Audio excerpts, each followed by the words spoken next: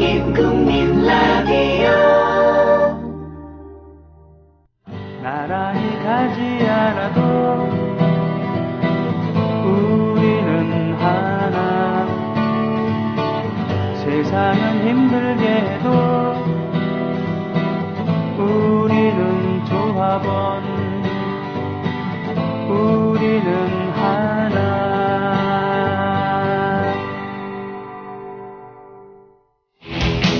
지상철 조합원 신청 광고입니다.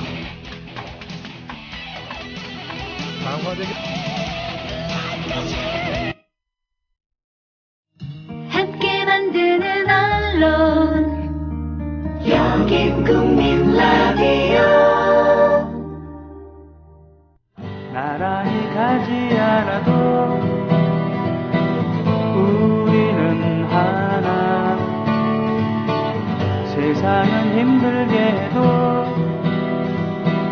우리는 조합원 우리는 하나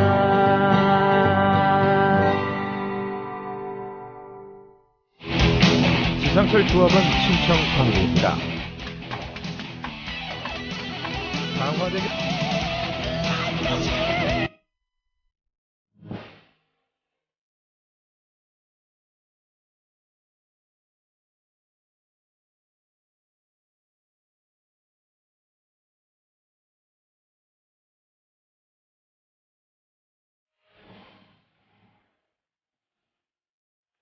박한용의 라디오 100년 전쟁.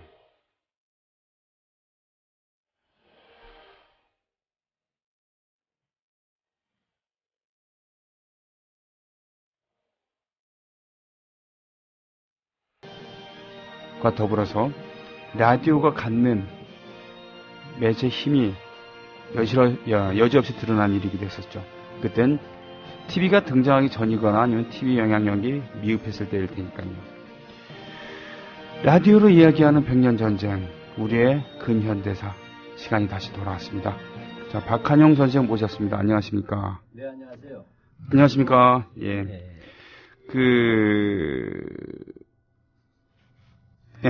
라디오 100년 전쟁 오늘 다시 시작합니다만 그 전에 네, 네. 우리 그 녹취록을 풀어주시는 그런 네. 조합원께서 수고하신 조합원께서 이렇게 질문을 올려주셨어요. 그죠? 예. 네, 질문 내용이 안중근 의사의 그 자녀에 대한 아들에 대한 이야기입니다만 참 가슴 아픈 이야기들이죠. 말하고 그죠? 싶지 않은 내용이죠. 그렇죠. 네. 하지만 그 사실은 사실이니까. 네. 이런 얘기예요. 그 안중근 의사의 아들 네. 안중생 씨라고 있습니다. 준생. 예, 네. 춘생이 아니고요. 예, 안춘생은 조카입니다. 그죠? 그러니까 사촌이 되죠. 네네. 1939년에 이토 히로부미 이제 위패를 이제 안치한 곳이 바로 장충단 공원 아시죠? 장춘단. 네, 장충전. 네, 그 장춘단을 그 일제가 헐고 거기다가 위령 사찰을 세운 게 바로 방문사예요. 방문사. 예. 네, 이토 히로부미. 이등 방문. 예, 이등 방문의 예, 방문. 네. 그렇게 하고 그렇게 하면서 그 일대 산 이름을 바꿔요. 아, 그래서 뭐냐면 춘무산. 충무산. 예, 춘무라고 하는 것은 이또의 호입니다. 아, 그렇군요. 예, 이 방문사에 이제 1939년에 안준생 씨가 찾아가는 겁니다. 그래서 뭐냐면 그래서 이또의 유령 앞에서 무릎을 꿇고 네. 사죄를 하는 장면이죠. 그러고 나서 미남의 양아들이 되었다 뭐 이런 이야기가 있었어요. 미나미지로 그 당시 예, 총독이죠. 남차랑. 예. 예. 그렇죠. 별명이 동양의 히틀러입니다. 아이고. 네. 우리가 아는 전시총동원 체제 있죠. 네, 38년부터 네, 45년 할 때 바로 가장 악랄한 시기에 바로 그 전시총동원 체제의 핵심 총독이었죠. 총독을 2번 지내지 않았나요? 아무튼 아니요. 예, 한 번입니까? 예, 미나미지로. 예, 그랬군요. 동양. 자, 그런데 네. 이 부분에서 이제 논란은 이겁니다. 이 소식을 듣고 네. 백범 선생께서 기가 막히지 않겠습니까? 그렇죠. 예, 안중근 의사 하면 그것도 우리 독립운동의 상징인데 네. 그 아들이 이렇게 되니까 그래서 나오는 말이 뭐냐면 호부견자다. 아버지는 호랑인데 자식은 개로구나. 네. 이런 말까지 돌면서 백범이 처단을 하려고 했어요. 근데 중국에 있었거든요. 그 당시 안준생이. 네. 예, 근데 중국 정부가 협조를 해주지 않아요. 네. 그래서 이제 이 뜻을 이루지 못했어요. 바로 이 이야기를 가지고 최근에 또 연극이 나왔죠. 연극하는데 송일국 씨가 네. 한번 출연을 하는 것 같아요. 네, 네. 뭐 이게 그전에도 몇 번 다루셨어요. MBC 다큐에도 다루시고 네. 일본에서도 간간히 이야기가 나왔습니다. 네. 근데 이 부분을 어떻게 생각할 것인가 하는 문제겠죠. 네. 그래서 이것은 좀 개인보다 그 상황들을 좀 볼 필요가 있어요. 몇 가지 각도. 네. 그래서 각자가 좀 판단하실 필요가 있는 내용이에요. 네. 잘 알다시피 이또를 살해했던 안중근은 일본인에게서는 원수겠죠. 네. 그래서 그들이 잔인하게 복수를 합니다. 네. 그다음에 안중근 의사의 의거 이후에 그들이 안중근 의사 가족에 대한 가혹한 보복극이라는 것을 먼저 알고 그 보복극 속에서 안준생도 포함되어 있다라는 것이 먼저 출발이 돼야 됩니다. 아, 예. 그러니까 자발지친이라고 좀 다른 과정이겠죠. 네. 예, 그렇게 돼서 뭐냐면 먼저 그 큰아들 네. 7살인가요 그때 어린 나이인데 네. 독살되어 죽습니다. 네. 누군가 뭐 과자인가 사탕을 줬다는데 네네네. 그걸 먹고 죽어버렸지 네네. 않습니까? 그 까마귀 날짜 배 떨어지는데 그 이유가 없겠어요? 그렇죠. 독살당한 겁니다. 일제에 예, 그렇게 의해서. 되면서 안중근 가족들은 끊임없는 감시와 박해에 시달리면서 생계조차 위협을 받게 됩니다. 대가 끊어질 위험도 예. 있었고요. 예, 뭐 생계를 넘어서서 대가 끊어질 위협, 네. 멸문을 당할 위협을 받았죠. 네. 이런 속에서 안준생을 사실 그들은 강제로 사실 공작한 거죠. 다시 말하면 목숨을 이 안준생 씨는 알고 있어요. 자기 형이 어떻게 죽었는지를. 그런 사회에서 강요된 구조다.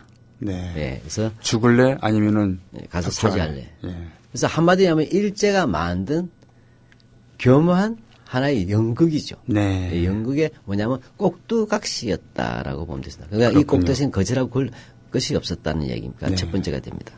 자, 그럼 문제는 그다음에 그렇다고 해서 안중생 씨가 역사에서 떳떳하냐 하는 문제가 남는 거 아니겠어요? 네. 백범의 행위라는 것을 어떻게 볼 것인가라는 문제가 되겠죠. 이 부분에서 우리는 전체적으로 볼 때 독립운동가들의 그 가족들이나 후손들에 가는 비참한 생활들이 있었는데 문제는 보호받지 못했다는 것이 제일 큰 문제가 되겠죠. 보호받지 못했다. 네, 물론 일본은 끊임없이 박해하는데 당연히 안중근 의사 가족에 대한 그 보복이나 살해 위협이 있을 때 이러한 부분을 어떻게 제대로 보호받지 못하는 이런 상황들도 우리가 한번 고려를 해보자. 네. 네. 또, 이 일제는 독립운동가 후손들을 계속 친일파로 만들려고 그래요. 네. 네, 그건 모양이 그럴듯하게 보이죠? 네. 예. 우리가 흔히 봐서 지금 북한에 네. 김정은 체제가 있으면 그 형을 그래서 어떤 맥락에서 보면 북한을 비판하게 만드는 것들도 그런 효과가 있지 않습니까? 아, 예, 그렇습니다. 네. 뭐, 선때 부친은 반일을 했지만 예. 자손은 그걸 뉘우치고 그렇습니다. 내선 일치를 위해서 대동아 그래서- 공영을 위해서 네. 그죠. 유림이라는 그 유명한 중국에서 항일 운동가가 계십니다. 유림. 예.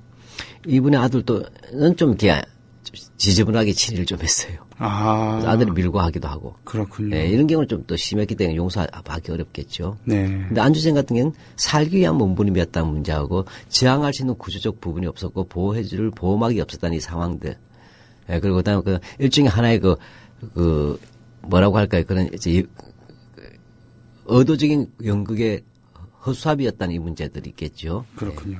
반면 또 우리가 이것만 알면 안 되고 이들은 일제는 저명한 조선시대 명문가의 종친들을 다 회유합니다. 아, 예, 종친들을 회유하는 이유는 그 문중의 영향력이 매우 크지 않습니까? 그렇죠. 특히 명가, 유림의 명가, 저리가 높은 네. 집안들. 종갓집 이런. 예, 종가집인데 또 그 종가라는 게 다 뼈대 있고 나름대로 조선시대 때 저리, 충이 이런 거 있지 않겠습니까? 네. 이런 사람들에 대한 공작들, 이런 일련 공작 속에서 우리가 먼저 파악을 해보자. 라는 것이고, 그 다음에 이 안중진 씨도 할 말이 있을 거예요. 내가 그 당시에 살아남아야 되는데 어떻게 하란 말이냐. 네. 그 아버지는 영웅이지만 나는 민족의 죄인이지만 나는 또 가족을 지켜야 될 거 네. 아니냐. 뭐 네. 이런 식의 얘기도 있을 수는 있어요. 그러나 이제 항상 역사라는 게 그런 실존적 상황에서 온다는 거. 네. 저는 궁극적 원인 제공자나 가장 악질은 일제라고 봅니다. 네. 이건 그냥 이 룰을 넘어서는 거죠. 그렇죠. 정정당당하게 한 네. 것이 아니라 네. 암수를 쓴 거니까. 꼭 우리나라가 어느 정치 정당 같아요. 그렇군요. 네. 네. 자, 그런 상황 속에서 뭐냐면 먼저 일제에 대한 그 잔악한 책임을 묻고 안중신의 그 개인적 처지를 우리가 동의하더라도 그가 했던 행위들을 네. 또 그것이 또 많은 역사적 행위지 않습니까? 어떤 맥락에서는. 네. 그 역사에서는 또 그 경중을 논할 수는 있겠죠. 네. 그런 점에서 우리가 한번 생각해 주면 좋겠다. 알겠습니다. 네. 근데 딱 하나 이것은 이 부분을 가지고 그러니 뭐냐 모든 친일한 사람들도 다 그렇게 보자. 이건 말이 안 되는 말이 거예요. 안 되는 거죠. 네, 전혀 동기나 과정이 다르고 예. 상징성도 다릅니다. 네네. 네, 그러니까 이런 부분에서 이것을 얼핏 하면 일본에서는 일본 우익들이 그봐라 안중근의 아들도 친일할 정도로 자발적인데 뭐 이렇게 한다든지 또는 친일파들이 안중근의 아들도 친일하는데 그 살기 위해서 한 거 아니야. 근데 우리도 살기 위해서 했다.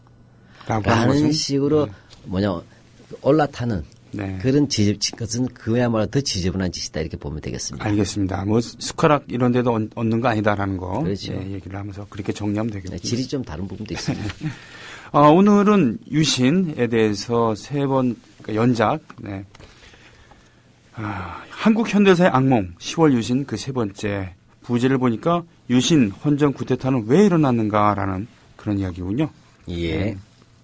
자, 행사 안내가 하나 있군요. 11월 12일, 그러니까 다음 주 수요일인가요? 오후 7시에, 한국언론회관 프레스센터, 조선일보 맞은편에 있는 19층 기자회견장에서 임종국상 시상식이 있네요. 임종국상이 뭡니까?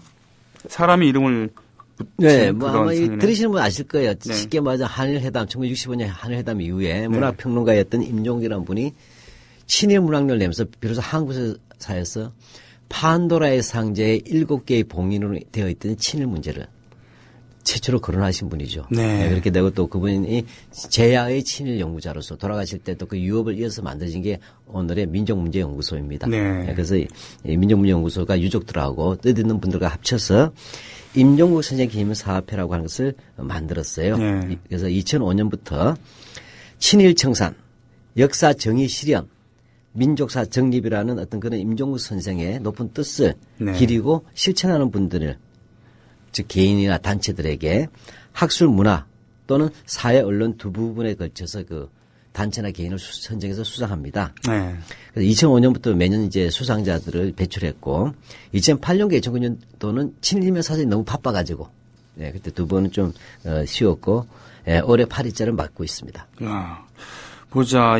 오늘 저 내용도 있고 앞에 오프닝도 길었기 때문에 그래도 좀 듣고 싶은 게 그럼 이번 임종국상에 대해서 간략하게 뭉뚱그려서 좀 이렇게 얘기를 해 주시죠. 예.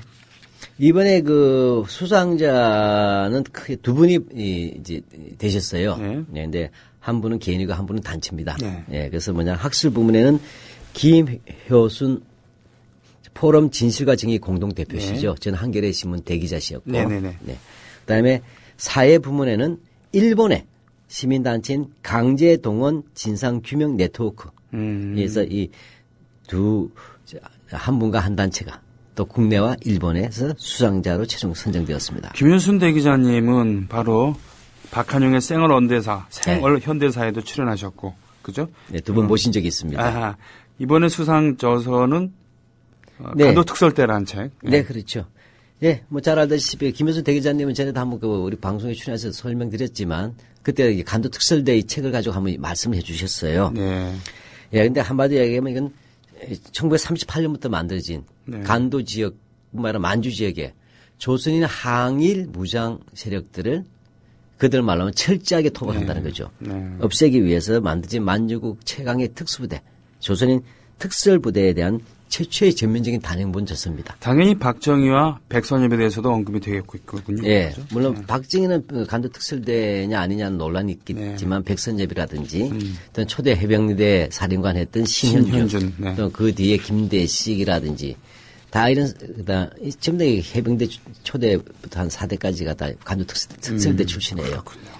예, 이렇게 해서 만약 이들이 어떻게 해서 어떤 식으로 간도에서 활동을 했는가, 그리고 해방 후에 이들이 어떻게 한국사의 이른바 주역이 되는가. 네. 라고 한 것에서 그 내용들을 정면 본격적으로 밝혔던 책이죠. 그래서 상당히 올해 그 책들이 많이 나가기도 했어요. 저도 좀 읽어봐야 되겠습니다. 꼭 한번 읽어보십시오. 예, 이거 강제동원 진상규명 네트워크, 일본의 시민단체가 사회 문화 분야에서 수상단체가 됐는데.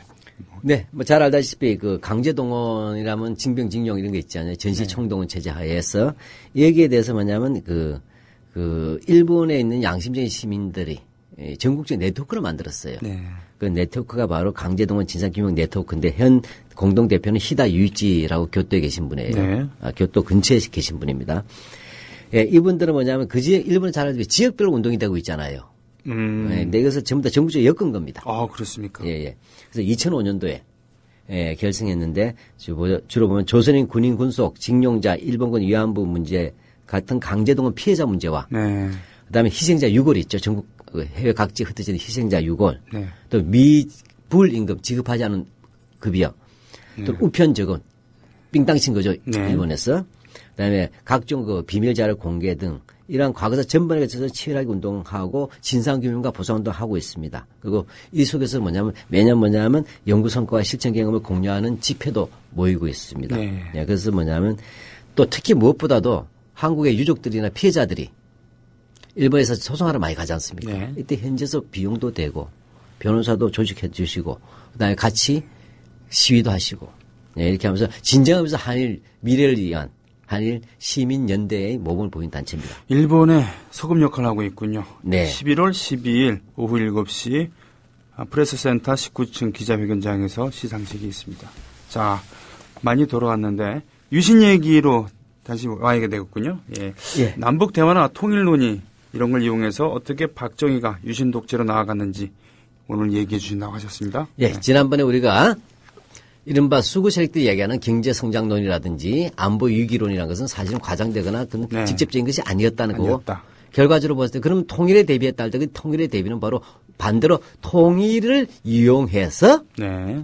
개인 연구 직구로 나아간 것이다. 이것이 유일한 설명일 수밖에 없다고 말씀드렸어요. 네, 네. 그래서 그 진행 과정을 말씀드리자면 이 시기에 남북대화 이제 바로 남북대화가 이제 쉽게 불꽃쇼라고 했어요. 통일 네. 불꽃쇼를 나오면서 그것이 터져버린 게 유신 독재죠. 항상 그래서 우리 남북 관계를 어떻게 악용하는가가 잘 보시면 독재 정권의 수법이 보입니다. 상습적 습관이죠.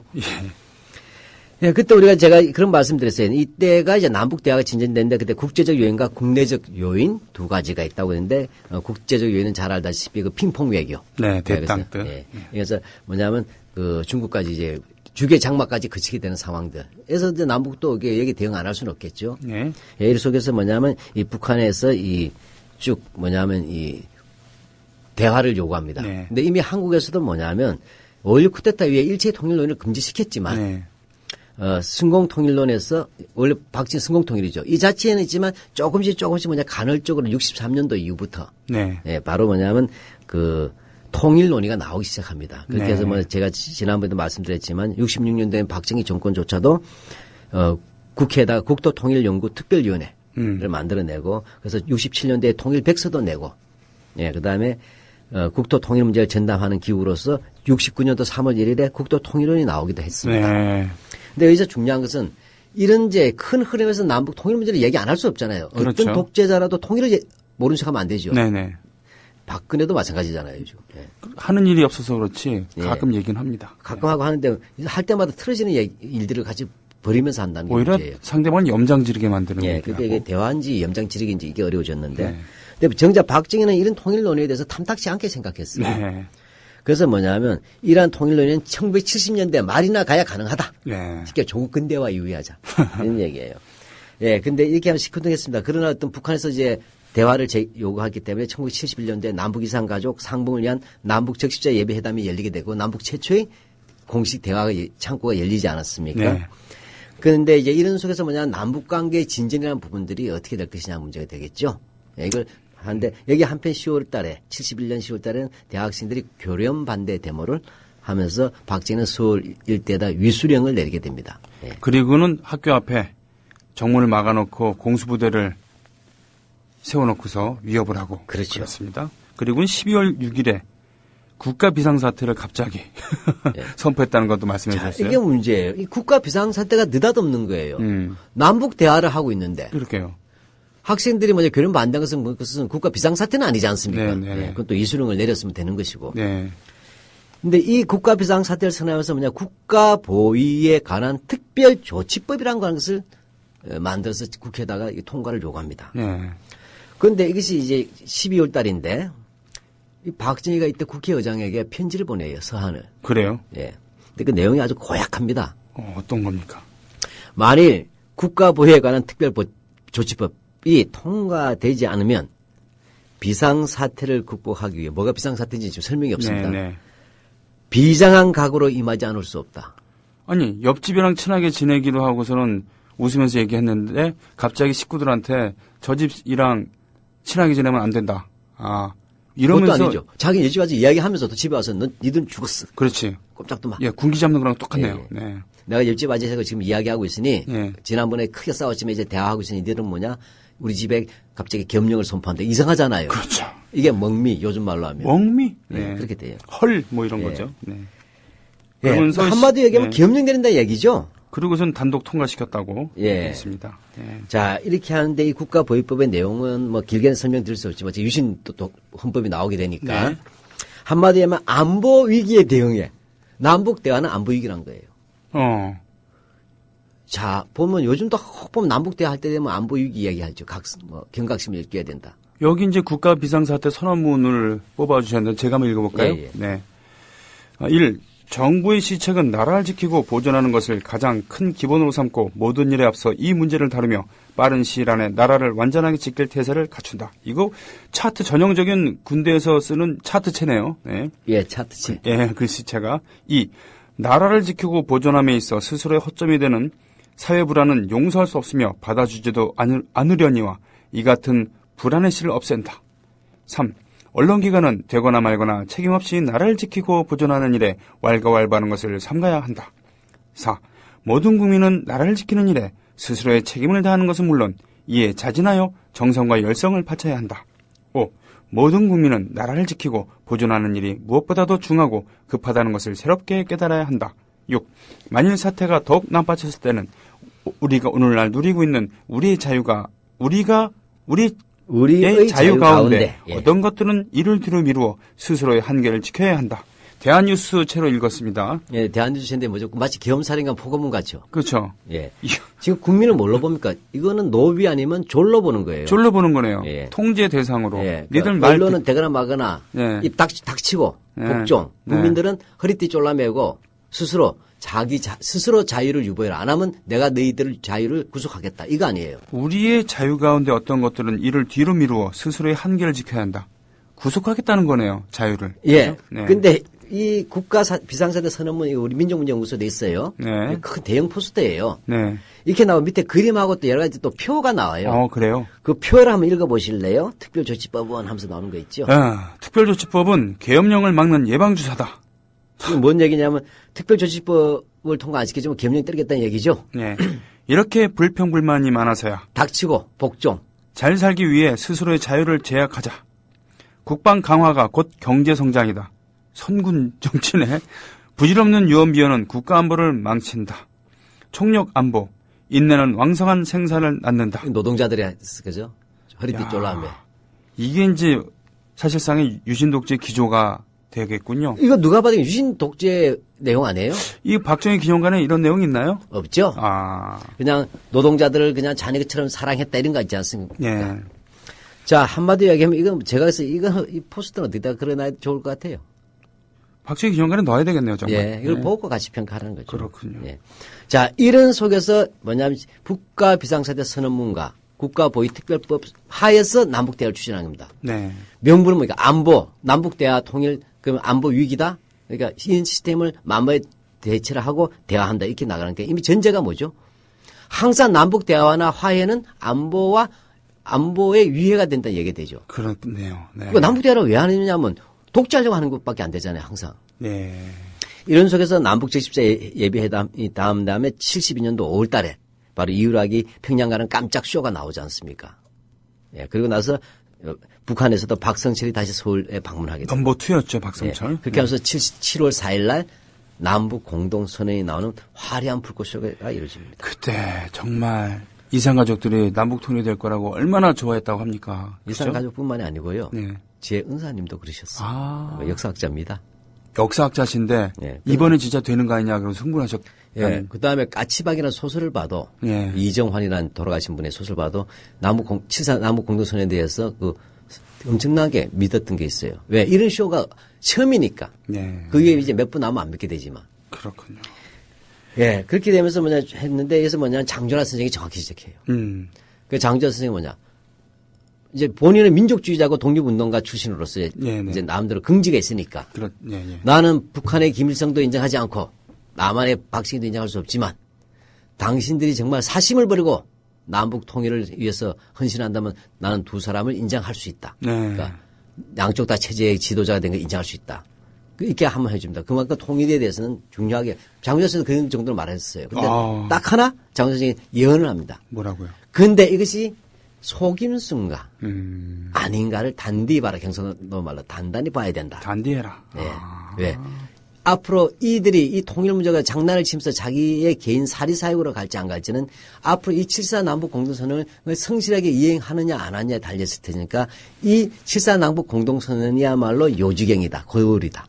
정확하게 본질을 꿰뚫으셨군요. 네. 네. 이것을 뭐 했더니 아니나 다를까 독재로 가버린 거죠. 네. 박정희는 유신 독재로 가고 뒤이어서 김일성 쪽은 북한 쪽은 이제 주석 체제. 주석 체제로.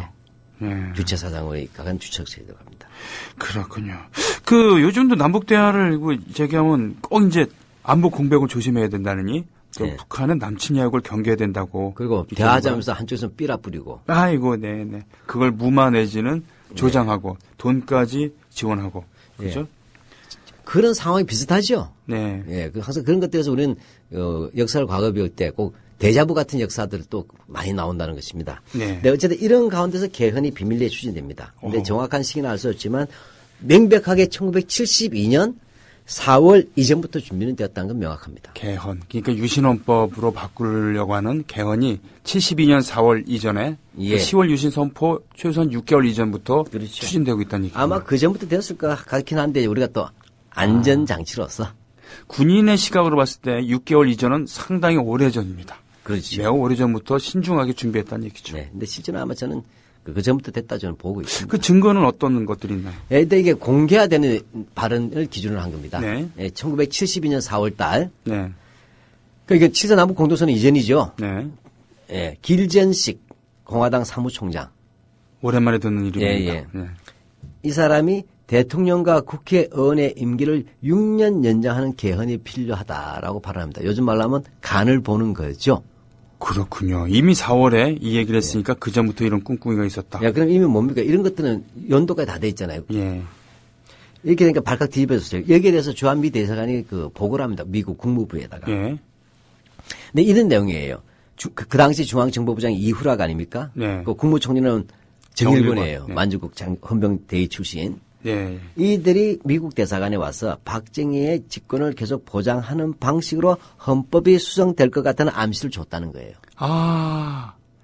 그래서 뭐냐면 주한미 대사관은 바로 이런 이후락과 정일권의 암시를 준 직후에 길전식의 발언이 나왔다는 점에서 매우 흥미롭다. 그냥 나온 게 아니겠구나.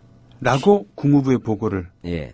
본토에. 예. 예. 근데 실제로 뭐냐면 개헌 이야기는 네. 1971년 4월부터 나왔어요. 훨씬 더 빨리. 야, 그러니까 삼성개헌을 하고. 예. 그다음에 71년도에 대통령 선거, 그다음에 총선, 국회의원 총선이 있었잖아요. 바로 요 시기에 나옵니다. 그래서 막 돌았어요. 그래서 김대중 후보가 1971년 4월 달에 네. 미국 대사관 직원을 만나서 얘기한 게 있어요. 네. 그게 뭐냐면 아무래도 박정희는 집권을 연장할 거다. 삼성개헌까지 이미 그 전에 삼성개헌 했잖아요. 69년도에. 네. 근데 이번에 또 출마했는데 이 사람은 여기서 끝나지 않을 거다. 않을 거다. 그럼 어떻게 할 것이냐. 그러니까 세 가지 방법 중에 하나를 택할 것 같아라고 얘기해요. 첫 번째가 뭐냐면 69년에 개정된 헌법이잖아요. 네. 그러니까 3선의 기준을 69년부터 적용한다고 말할 수 있다. 이해하겠죠? 개헌한 이후. 예전까지는 나가리입니다. 이러면서. 예. 그렇게 하는 방식이 있을 수 있다. 예. 두 번째는 통일 문제를 걸고 나서 통일 때까지는 집권을 허용해야 된다는 식으로 나올 수 있다. 예. 세 번째는 국회에서 간접선거를 선출할지도 모르겠다. 그러니까 그 전설의 장충단 유세에서 김대중 네. 후보가 이번에 박정희 후보가 총통이 되려가는 그런 예. 증거를 나는 갖고 있습니다. 이런 요지에 연설을 했었잖아요. 예. 그 바로 공개적으로 얘기가 됐죠. 예. 정말 그렇게 된 거죠. 그렇군요. 근데 이렇게 했을 때 뭐냐면 찔리는 게 많은 박정희로서는 네. 개헌 자금은 공개적으로 하지 않겠죠. 네. 그래서 바로 이것을 공작식을 한다. 중앙정보부 KCIA가 하는 겁니다. 하고 그다음에 소수의 실무자, 즉 헌법학자라든지 법조 관련자들이겠죠. 예, 이들을 데리고 하는 것입니다. 그 당시 최고의 두뇌들이 이런 직거를 했다는 얘기군요. 쉽게 말해 영혼 없는 공무원이라지만 이 영혼이 아니라 사악한 영혼을 가진 사악한 영혼을 가진 고급 공무원들. 예. 네. 전문가 스페셜리스트. 그렇군요. 예. 김종필 총리도 몰랐나요? 그때 총리가 김종필. 예. 그래서 하지만 실권자는 이후락 뭐 이랬으면서 예. 이후락, 김종필 이런 사람들 박정희는 2인자를 특징하지 않고 돌려막기 하죠. 2인자가 좀 뜬다 싶으면은 가혹하게 짓밟아 버리기도 하고 쫓아버리기도 독재자들이 항상 그렇죠. 예. 예. 근데 바로 이 김종필 같은 경우에는 네. 국무총리인데 그때 명색이 유신 선포 며칠 전에 통보받습니다. 우와 죽인다. 네. 아니 김종필 자체가 중정을 창설했었던 그렇죠. 그런데 네. 자기도 몰랐다. 네. 야, 금년 4월 16일에는 기춘대원군 예. 김기춘도 대통령 행방을 모른다고 했는데 예? 예. 유신 때는 총리도 모르고 며느리도 몰라, 총리도 몰라, 예? 도대체가. 대원군도 몰라 이렇게 되는군요. 그렇죠. 예, 그래서 그에 대해서 뭐냐면 우리가 이제 보면 보통 연구 성과에 따르면 이제 한태연이라든지 갈봉군 같은 이제 학자들 이제 이런 거 우리가 의용학자라 그러죠 사실은. 이런 학자들이 있었나요? 예. 헌법학자들이죠. 이름도 그 다음에 김기춘 같은 젊은 검사. 예. 예. 근데 이제 국정원에 아마 파견이 됐을 거예요. 그때는 중앙정보부죠. 이런 사람들이 뭐냐면 같이 만들었다 그래요. 네. 예. 그렇게 해서 법안을 만들었고 그 다음에 어떻게 됩니까? 이것을 10월 17일 날 갑자기 계엄령을 때리잖아요. 10월 17일 날 계엄령을 때립니다. 그리고 네. 국회를 해산시켜버리죠. 네. 그러고 나서는 10월 27일, 그러면서 뭐냐면 이 계엄령 하에서 비상국무회의가 열리지 않습니까? 네. 그래서 10월 27일 날 비상국무회의에서 이 법안이 검토가 됩니다. 네. 국무회에서. 그래서 그렇게 해서 하루 만에 그냥 통과되고 네. 심의 축조가 되고 그다음에 11월 21일 날 예, 국민투표에서 확정 짓고 그다음에 12월 20일 날 발효됩니다. 그러니까 10월 27일, 11월 21일, 12월 27일 되죠. 한 달 새. 예, 한 달씩 가서 됩니다. 그랬는데 이때 뭐냐면 이제 아까 말씀드렸지만 10월 17일 날 박정희가 느닷없이 네. 대통령 특별선언을 발표하는 겁니다. 네. 발표하면서 뭐냐면 국회를 해산합니다. 하고 그다음에 정당 및 정치활동 일체를 중지시키고 그다음에 헌법의 일부 기능을 정지시키는 거죠. 쉽게 말하면. 그래서 전국 전체 다 비상계엄령을 선포합니다. 근데 문제 이때 뭐냐면 이 박정희의 대통령 특별선언의 내용이 좀 중요하겠죠. 네. 이 박정희 대통령 특별선언의 내용을 보게 되자면 우리 민족의 지상과제인 예, 평화적 통일을 뒷받침하기 위하여 항상 보면 평화통일이에요. 지상과제. 이거 어투가 뭡니까? 아주 실감이 나네요. 역시 네. 영남 사람. 다시 한번 말씀해 제가요? 주시죠. 네, 다시 한번 해주세요. 네. 우리 민족의 지상과제인 조국의 평화적 통일을 뒷받침하기 위하여 우리의 정치 체제를 개혁한다. 야, 싱크로를 뒀네요. 네. 그렇습니까? 그러면서 뭐냐면 이 국회를 해산해버린 거죠. 네. 그리고 정치활동 금지하고 비상계엄 선포합니다. 이거 뭐 히틀러의 방식이랑 똑같네요. 그죠? 히틀러 그렇죠? 예. 국회를 해산시키고. 그렇게 해서 이제 뭐냐면 이 국민투표를 하는 거죠. 10일 이내 헌법 개정안을 작성해서 국민투표를 확정한다. 그러니까 10일 이내 헌법 개정한다 자체가 이미 다 준비됐다는 얘기지 않습니까? 네. 그렇게 해서 뭐냐면 투표했는데 10월 26일 날 아까 말씀드린 단 하루만 비상국무회에서 국회는 없으니까. 예. 그러니까 박정희 똘마니들이 네. 뭐냐 비상국무회에서 축조 심의할 게 뭐 있습니까? 오케이죠. 그냥 뭐 도장 찍으라 그러고 밥 먹으러 갔겠죠. 예. 그래서 그 다음 날 27일 날 공고가 되고 공고되고. 11월 21일 날 국민투표 찬반 투표죠. 네. 되는데 물론 그 찬반 논의 없이 그냥 가부만 묻는 거죠. 하는데 놀랍게도 투표율이 92.9%예요. 근데 찬성은 91.5%.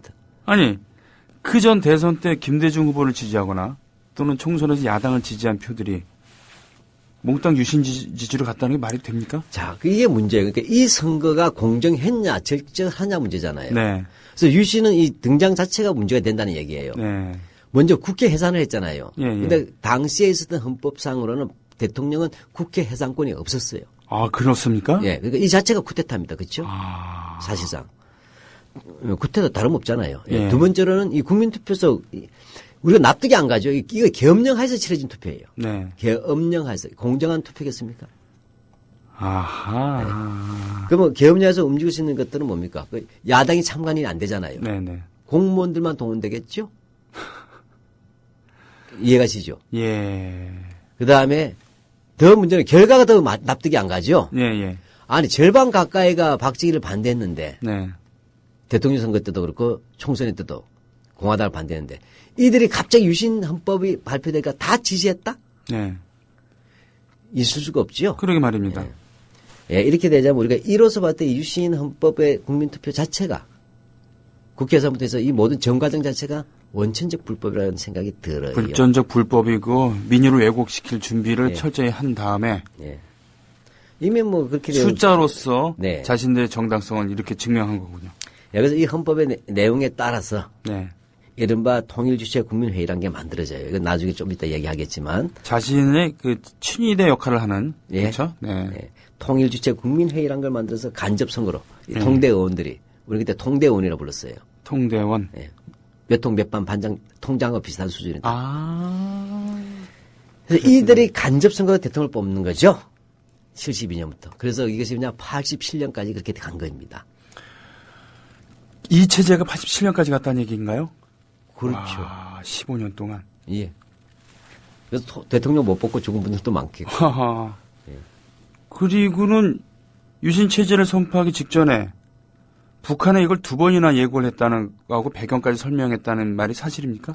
야, 그게 웃기는 거죠. 국민들한테 공개 안 하고. 예, 국민들한테는 얘기 안 하고. 그래서 이것 때문에 뭐냐면, 아니, 북한하고 대화 있는 대결이라고 했는데, 지금 북한은 적이라고 얘기했잖아요. 네. 그럼 나의 비밀을 적에게 알리면 안 되잖아요. 예. 그렇죠.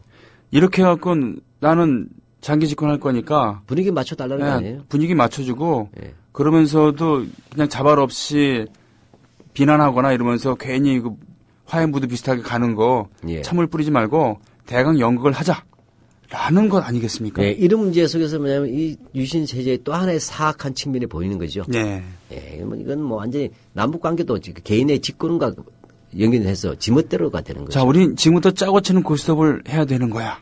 라고. 네. 그래서 북한도 부랴부랴 수상제를 폐지하고 주석제로, 예. 유일체제로 그때 이제 주체사상이라는 것도 제대로 이론화돼 갖고 책으로 나오기도 하고 뭐 이런 거 그렇죠. 아니겠습니까? 예. 북한을 자, 욕할 게 아니라 예. 선후로 따지면은 남한부터 욕을 해야 되는 거군요. 그렇죠. 예. 예. 그렇군요. 자, 근데 이것은 이제 유신 체제를 우리가 유례없는 독재 체제를 하는 이유가 있어요. 예. 예, 뭐 말겠지만 앞에 말은 독재일수록 뭐죠? 아름다운 말을 많이 쓴다. 왜? 떨리니까. 꿀리니까. 예. 그래서 조국의 평화적 통일 지향과 그다음에 우리가 정말 중고등학교 때 피맺히게 배웠던 민주주의의 토착화. 그다음에 실질적인 경제적 평등을 이룩하기 위한 자유 경제 질서 확립. 그다음에 자유와 평화 수호의 재확인. 이런 총력 안보하자면서 이라고 했는데 이 내용을 한마디 얘기하면 상권 분립 없어.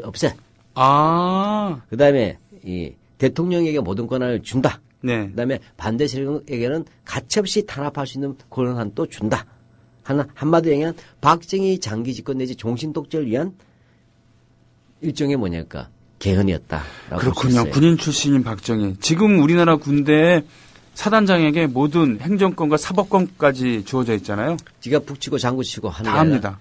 자기가 환자하고 의사하고 그다음에 뭐 감리까지 다 하고. 감리까지 다 하고. 예. 예.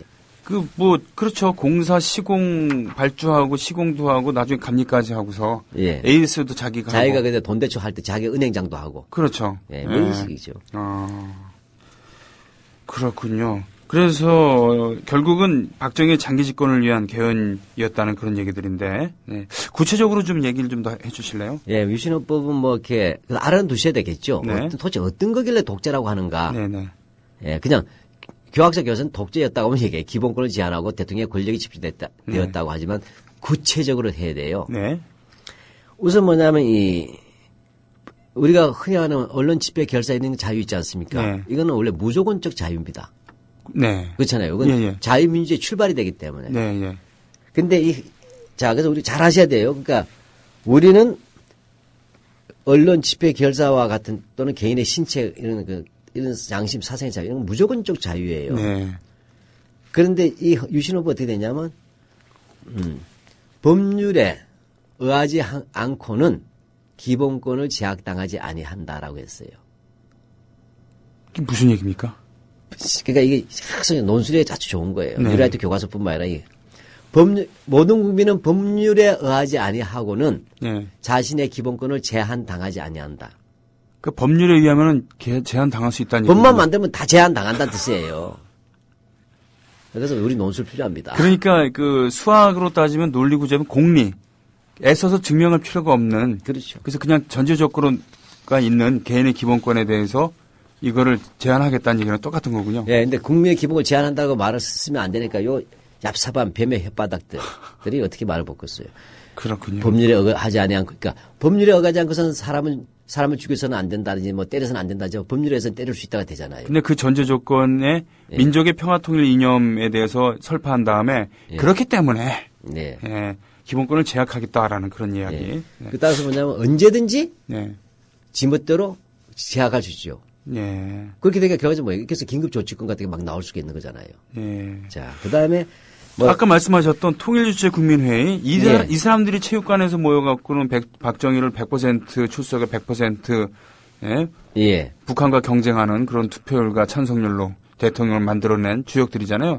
네. 이걸 좀 더 해주셔요. 자. 통일주체국민회의가 뭔가. 자, 이건 아까 말씀 민족의 평화통일 이념을 규정하고 통일에 대비한다고 했잖아요. 네.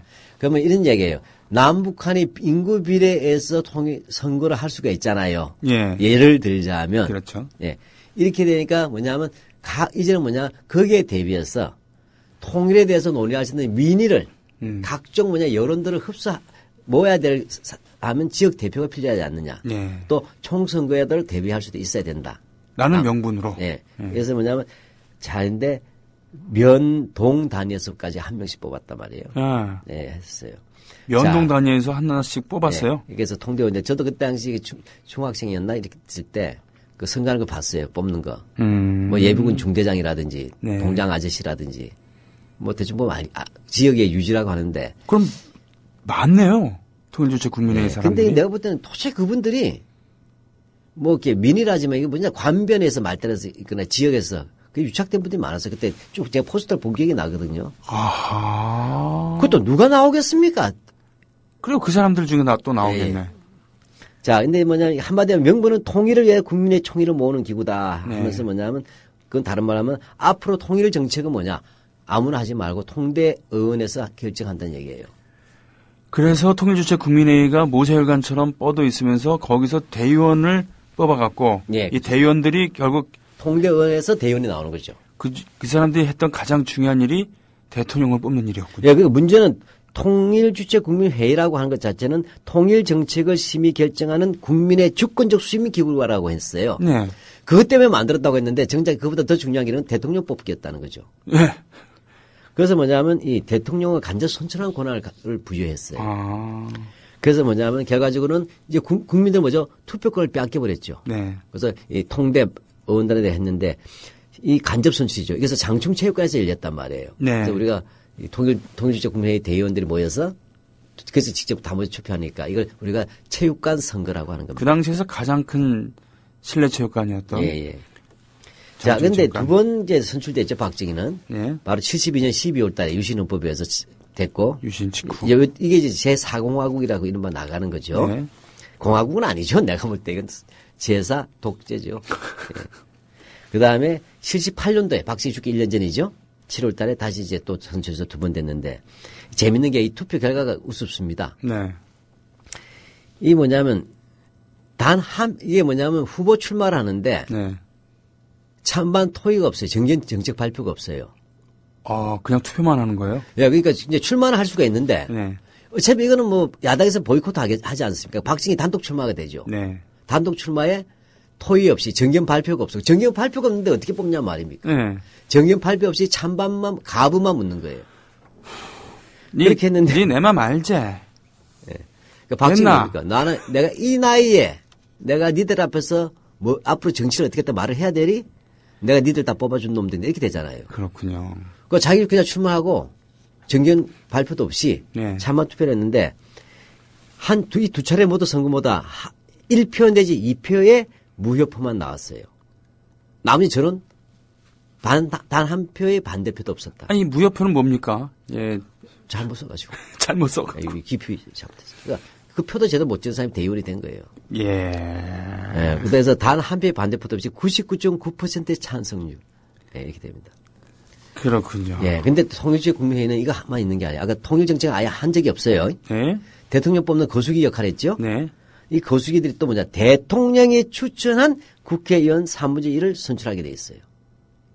이 사람들이 3분의 1이면 예, 73명이죠.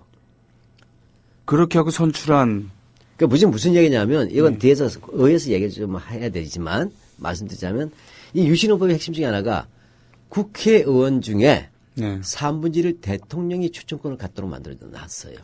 그 형식상으로는 통일주체 국민회의가 뽑는 형식으로 되는 겁니다. 대통령이 추천하면. 대통령이 추천하면은 추인하는군요. 예.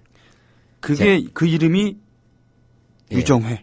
예, 유신 정우의 준발인데 유정회라 불렀죠. 그래서 그때 그 뉴스 들어보면은 자 공화당과 유정회는 하면서 예. 그렇죠. 그렇죠. 공화당과 유정회는 지금의 그 새누리당은 이라는 거랑 똑같은 얘기지 않습니까? 쉽게 새누리당과 친박연대는 국회 밖에서. 예. 아니 국회인가? 헷갈립니다. 예. 아무튼 그 국회의원의 3분의 1. 그러니까 100m 달리기를 하는데 예, 73명이에요. 여당과 야당이 만약에 100m 달리기를 한다 그러면 예. 일단 3분의 1, 33.3m 앞에 여당은 가 있는 거잖아요. 예, 줄달리기가 됩니다. 네. 자, 이렇게 해서 유신정부에서 우리가 볼 때는 이건 완전히 보면 그래서 이 통일주체 국민회의라는 것은 듣보잡 조직이에요. 전 세계에서. 그래서 갈봉근이라는 이 사람이 이건 세계 어느 나라에도 찾아볼 수 없는 독특한 우리나라의 기부라고 얘기해요. 갈봉근. 예. 이 사람이 그 어용학자인데 네, 이걸 미화했다는 얘기인가요? 이런 식으로? 그렇죠. 근데 그 나쁘다 좋다 말하지 말고 독특한이라고 하는 거죠. 독특한. 이렇게 되니까 어떻게 해? 한국에서 이와 비슷한 그것을 찾아내야 되겠죠. 네. 그래서 뭐냐면 이렇게 해서 합의하고 만장일치하는 제도가 있었다니까 시험 문제 나와야 되는 거예요. 예, 우리나라에만 있는데 이건 듣보잡 조직이잖아요. 전 세계 헌법 어디에도 없어요. 히틀러에도 없었단 말이에요. 네. 이렇게 통일주체 국민회의에 대해서 말씀해 주셨고 네. 그 외의 것들 좀 얘기를 해 주시죠. 네. 하여튼 그렇게 해서 우리가 화백제도나 정삼제도는 바로 이 통대의원을 정당화시키기 위한 거예요. 네. 화랑의 정신을 네. 오늘에 되살려갖고 화백제도를. 예. 근데 이제 더 심각해서 긴급조치권과 국회 해상권이 대통령에게 부여했어요. 네. 이미 사실 박제는 없었던데 그냥 지난번에 한번 했는데 이제 네. 사고 친 것을 정당화시켜 준 거죠. 네. 근데 긴급조치란 것은 뭐냐면 대통령이 국가의 안보상에 이태롭다고 인정될 때 네. 대통령의 판단이에요. 때는 뭐냐면 긴급조치를 발동해서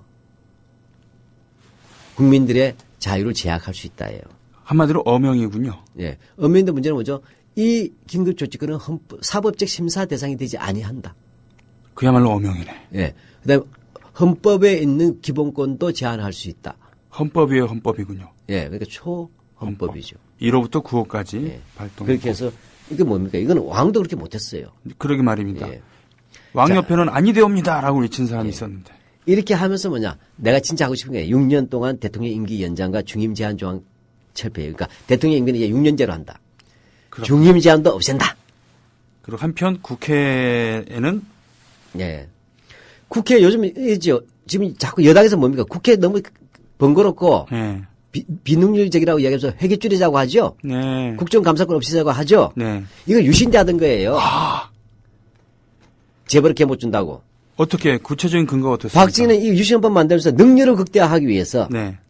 정기국회 회기를 단축시켜야 된다. 네. 그래서 정기국회는 90일 이내로, 네. 임시국회는 30일 이내로, 또 1년 전체 합쳤을 때는 90일 한 번, 임시국회 한 번, 30일 한 번 하니까 120일이죠. 네. 딱 한 번밖에 못 연다 각각. 아. 그 개원일을 포함해서 이 임시와 정기 두 합쳐도 아무리 길어도 150일 이내로 해야 된다. 와, 주 3일제 근무를 실현을 했군요. 예, 잘 보셨네요. 네. 그렇게 하면서 뭐냐, 여기다 떡도 줍니다. 그게 네. 바로 중선거구제예요. 그러니까 선거법 협상 잘 보셔야 돼요. 뭐냐면 박씨는 이제 이렇게 할 때 이런 거예요. 우리는 소선거구제잖아요. 한 명씩만 뽑아요. 승자 독식이죠. 예, 예. 뽑는데 뭐냐면 중선거구제식으로 해서 2명을 뽑는 걸 한 겁니다. 1등과 2등.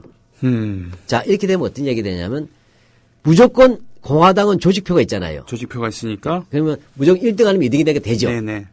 그다음에 신민당 야당도 제1야당이니까 1등 아니면 2등이 될 가장 확률이 높잖아요. 네네.